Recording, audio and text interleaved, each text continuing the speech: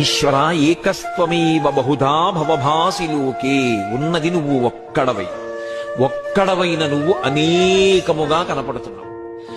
అనేకముగా కనపడినదంతా ఒక్కటే అని మళ్ళీ తెలియాలి అంటే జ్ఞానం ఉండాలి.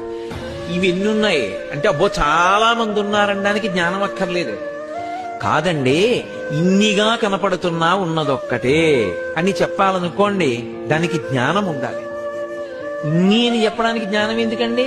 తత్వం తెలియాలి అంటే ఇవన్నీ ఇన్నిగా కనపడుతున్నాయి కానండి, అసలు యథార్థమునకు ఇదంతా ఒక్కటే.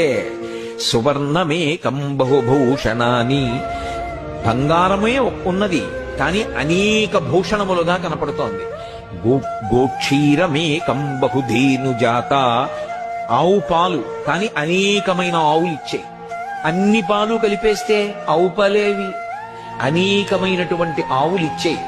అలా ఇవంతా కలిపి ఒక్కటే ఈశ్వరుడు లేదా విష్ణువు, మీరే పేరుతో పిలవండి, దానికేం దోషం లేదు.